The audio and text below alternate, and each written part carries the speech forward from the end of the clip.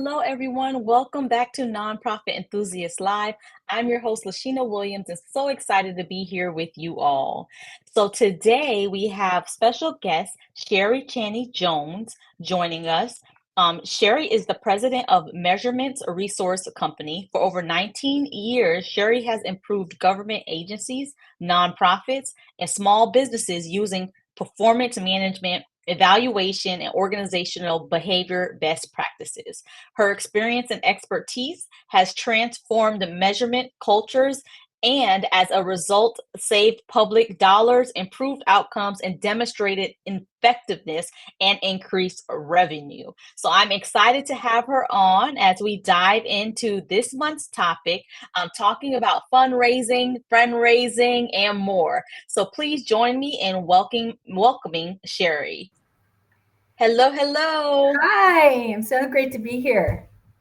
Yes, glad you are here. And I just can't wait to dive into the topic, especially when it comes to impact and performance measurements and some of those areas. But before we do that, if you don't mind just sharing how you entered the nonprofit arena Mhm. and supporting nonprofit organizations. Yeah, absolutely. So I have been in this space for over 20 years. So I can't say it's by accident anymore because I have chosen to stay in this space year over year for the last 2 decades. But I actually am an industrial and organizational psychologist by training. So I've always Mhm. been fascinated with using data to predict performance. And luckily for me, my first job out of graduate school was where I was working for a consulting firm, helping people with severe and persistent mental illness find work. So working on a product that would help case managers and nonprofits identify, what jobs they should place their clients in where they would thrive the Mhm. most. And so that allowed me to realize that I could use my passion for data and data-driven decision making in the social good sector. So that then led me to a 10-year career in government, which is when I Mm. started to understand more and more about that relationship between government funders of nonprofits. And my job was to evaluate the impact of our funding and then also take all of our programs and services, use that data to tell a story and go raise money from whether it was the federal government or the state legislature, and then pass that down through to the local nonprofits. Um, Mhm. and just from the work that I was doing in the state around 2010, I felt the call to help as many government and nonprofit organizations as possible tell their stories, because I had seen how when nonprofits started to have this impact data, it would transform their ability to raise more money. And so that's what left. That's at that time over. I can't believe it's been 14 years ago, but I left my cushy state government job to serve Mhm. the social sector. Oh, I love it. And I just love because this is an area that I don't hear a lot of people specializing in nonprofit. So this excites me. So I'm going to have lots of questions for you as we kind of dive into our topic. So this month's topic is really surrounded around building bridges through fundraising strategies, along with fundraising strategies, building relationships, and how that plays a role in supporting and growing your nonprofit organization. Do you Mhm. have any tips for organization in these areas? Yeah. So, I mean, I think the theme of everything I talk about in the lens that I talk about is how when you commit to collecting and analyzing your outcomes and impact data, that your ability to raise money from friends or, build those connections in your community it's the rocket fuel to those efforts. So just if you Hmm. bear with me, of course, I'm going to lead with some data or some research. Yes. Back in 2010, when I was thinking about leaving my government job, I did the only thing I knew how to do, and that was launch an unfunded market research study. Because, as I mentioned, I was feeling the call to start my own consultancy to help as many nonprofits, but at the time, I thought of myself as a researcher, a bureaucrat, not an entrepreneur, and all the things I think I am today. So Hmm. I interviewed or did a survey of nationally nonprofits and looked at what data were they collecting, how are they using it, and what organizational outcomes they were achieving. And Hmm. what we found was that nonprofits who had outcomes and impact data were significantly more likely. When I say significantly, I mean 68% versus 18% Mm. of having increased revenues over the past 2 years. And so like having that outcomes and impact data and using it as part of your like organizational strategy makes all the difference when it comes to being successful at fundraising and building relationships in your community. Oh my gosh.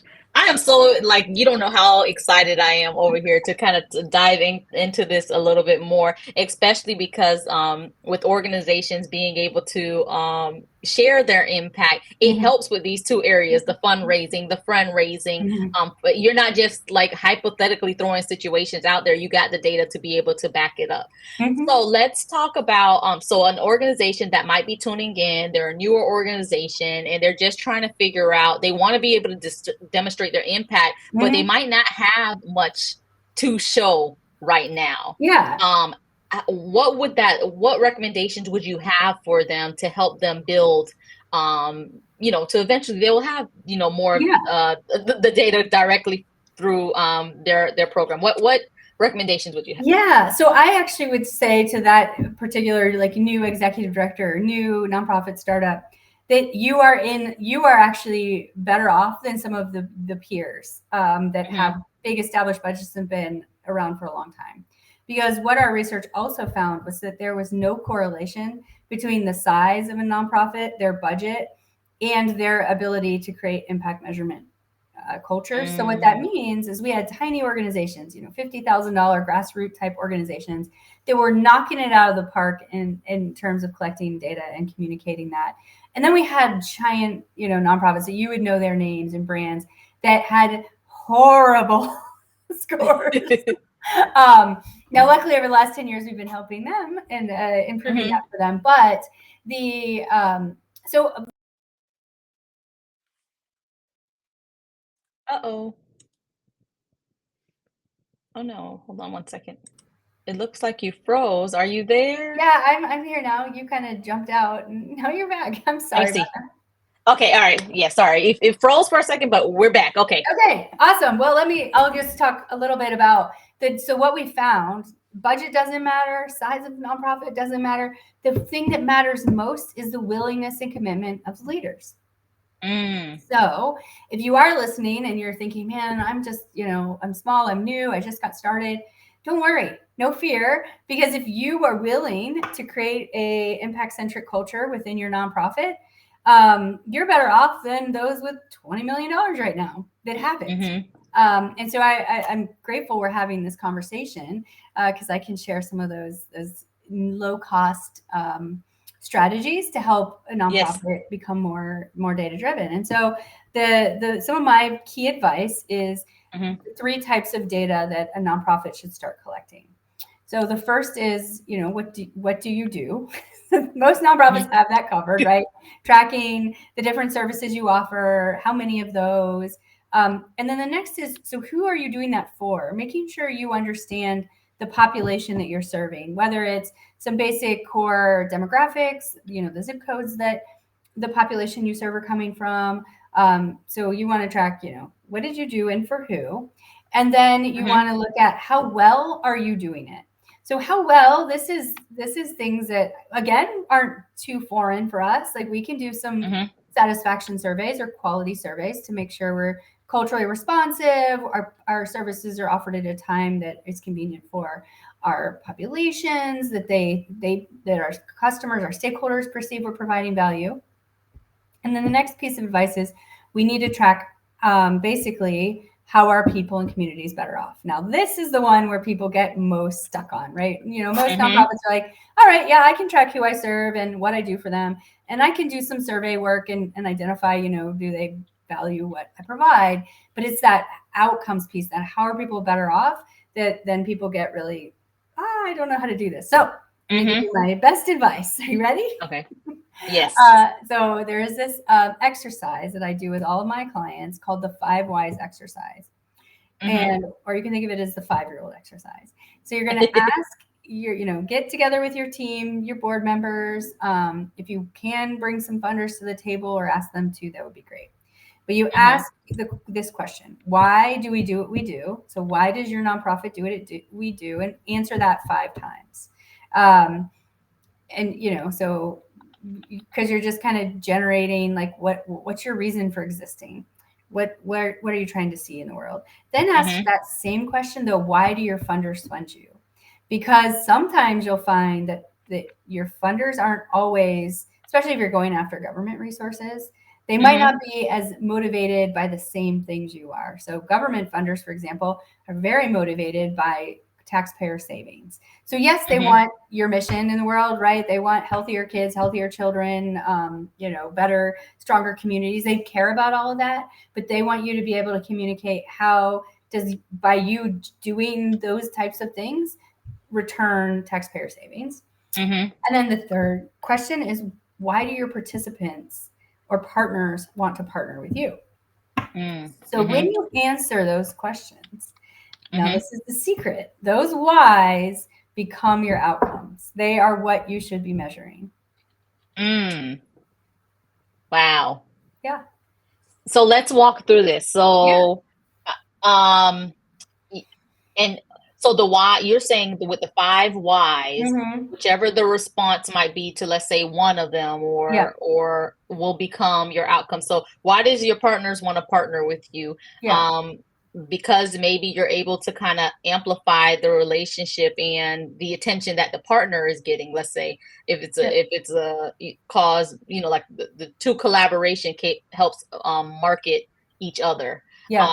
So then how how can we translate that into the outcome? Yeah. Yeah. So I guess I'm thinking more about, so I can kind of give you an example because I like this Okay. example. So let's say you are a youth serving nonprofit and Okay. you want to increase social, like your whys are, you want to improve social emotional learning of the young people you serve, Mhm. which is Mhm. great. Sounds good. So if that was your whys and your whys was so that they, have better jobs in the future and, less crime, you'll kind of go down that rabbit hole as you start to say, Mhm. why is it important to increase social emotional learning? Now you would say, what are my funders' whys? Why do they fund us? Well, let's say you have partnerships with the school districts. They want to fund you or partner with you because they want to educate those kids in academics, but they know that if kids have stronger social emotional learning skills, are more resilient, they're going to do better in school. So they Mhm. see your partner in training your kids in things that they're not good at. Mhm. Or if you're like, let's say you're getting some government grants, well, the government might want you to increase social emotional learning because they want you to keep these kids out of the juvenile justice system because that's expensive. It's about Mhm. dollars and cents for them. And then the last is the why. You can't change kids' lives if they don't want to show up to your program. So Mhm. why do those kids or their families want to engage with your programming? Well, maybe it's Mhm. because the kids want to hang out with their friends. So they want fun, they want joy. Let's be clear, kids don't really care about their social emotional learning. At least they don't like articulate it that way, right? Like they Yes. do, but Yes. they're not going to go, oh, that program, they're going to make me really empathetic. I want to go hang out there, right? You Yeah. need to have Right. Right. fun, engaging, cool stuff. And their Yeah. parents might want you to go there because they want a safe place for you to be, right? They don't want their kids out on the streets or playing video games all day. So it's understanding those whys and then translating those into outcomes. So what you can measure is on, using a validated social emotional learning tool. How are we improving social emotional learning of kids? You can, that quality measure will get feedback from the students that tell you they think it's fun. They have a trusted adult they enjoy while they're there. Parents, you can communicate like the safe space and the caring adults, and that's why they would show up. And then Mhm. with your government funders, you can talk about how you're reducing recidivism and how that's saving the community money. So you see how those whys then Ooh. get translated into what you measure and how you Yes. communicate the impact. Oh, love it. Thank you for painting that picture. I Yeah. love that. I love it. I love it. Um, okay, so we talked about you talked about the three types. What do you do? who are you Mhm. doing it for, and Yeah. how well are you doing, and how is community better off? You Yep. talked about how you can help kind of define that through doing the wise exercise, and then being able to help define the outcomes for your organization. Mhm. So let's say an organization right now who has so much different outcomes, Mhm. which is making it hard for them to be able to market and storytell and share what they do for future or even Yeah. existing funders. Mhm. What recommendations would you have for them as to where to start? Yeah. What to do? Yeah. Well, I mean, we think when we are working with our customers, we say no more, you can't have any more than 7.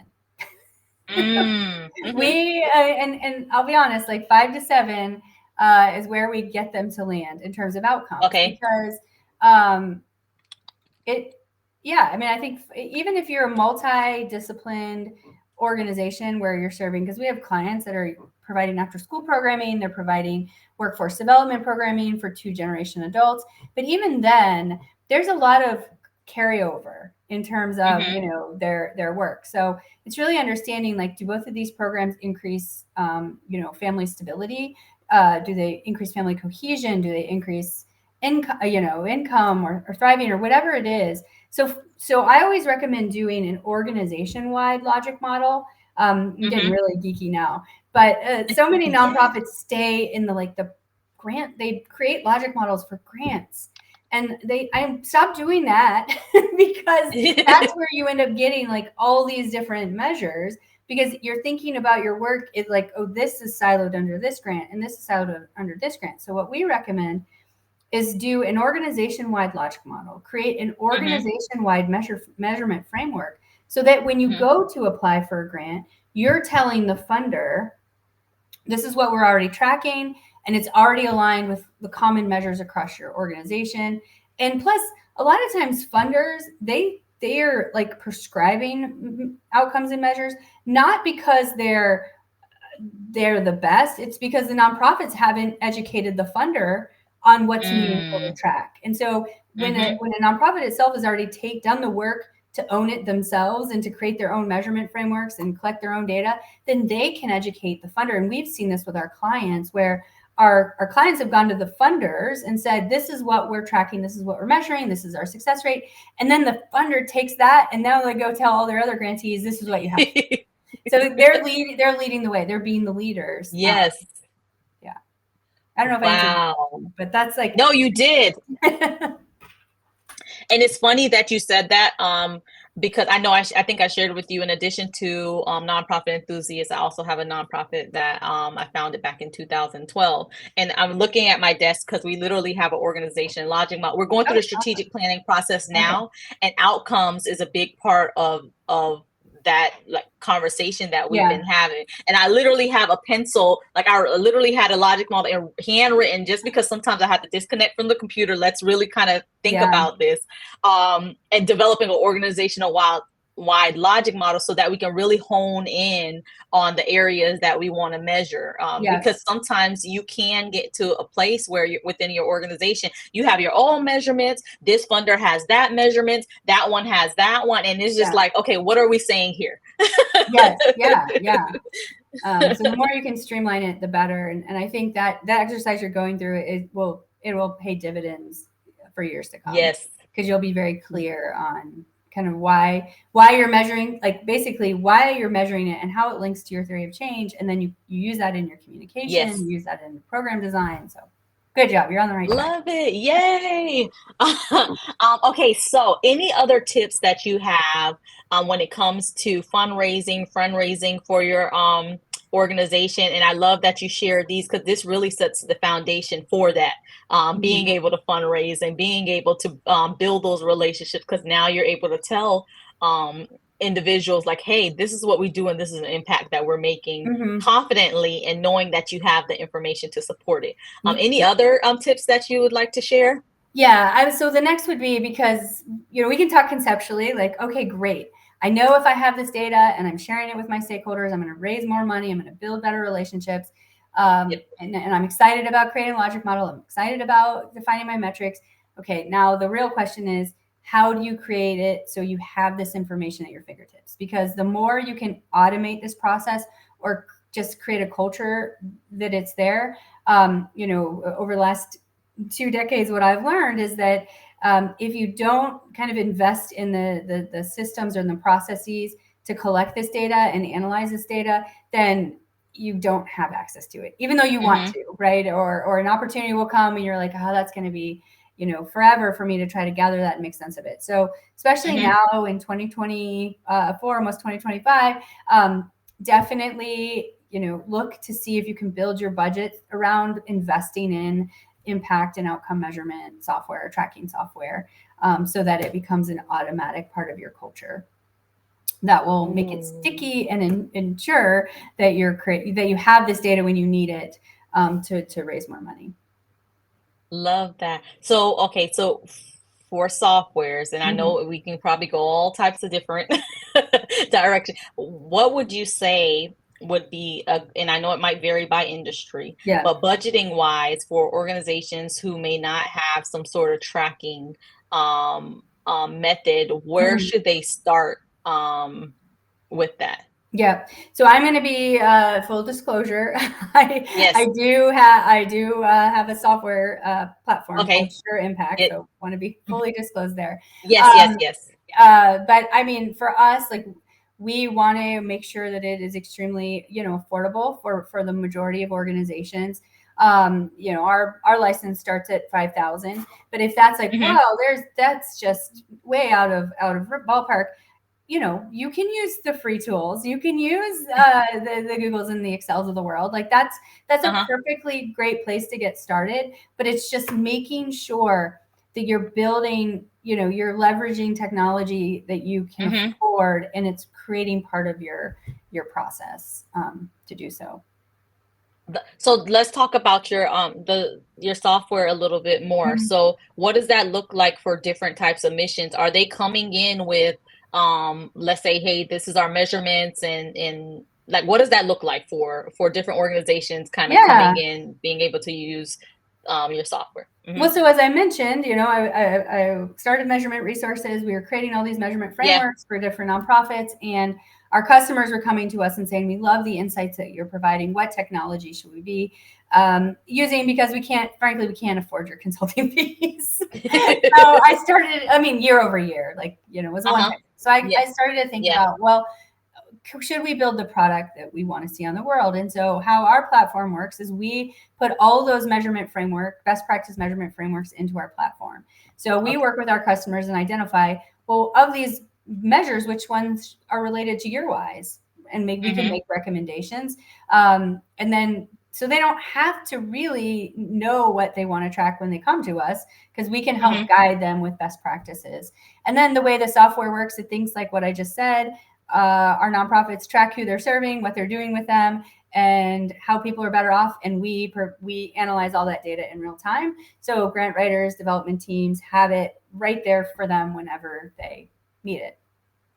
Ooh, I just feel like a load lifted off just hearing about your your I software and like to what it's say able we to do. take out the hard, like that, because we want Yeah. nonprofits to go do what they love to do, and that's serving the Yep. community, that's changing people's lives. But data is so important for their Yes. mission, so we'll take care of all the hard. You just go change people's lives.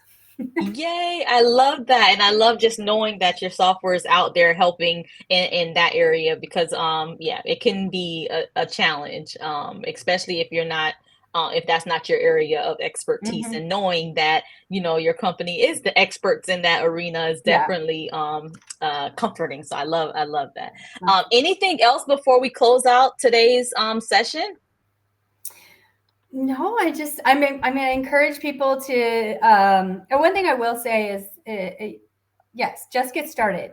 That's really the most important thing, is just take the baby step.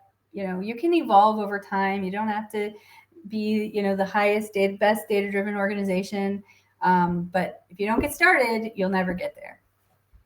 Love it. And how can people get in touch with you? Yeah, absolutely. So there's a lot of ways, but Okay. I would say go to sureimpact.com, SURE impact.com is a great way. We have tons of resources on our website. I also love LinkedIn. So if your audience is on LinkedIn, hey, Mhm. connect with me on LinkedIn at Sheri Chaeny Jones. Say, oh, I heard you at Lasheena's podcast and nonprofit enthusiast, and I will Yeah. accept that invitation. And then also, I wrote a book. We didn't even talk about the book I wrote. It's called Impact and Excellence. You can find that on Amazon or wherever you buy your books.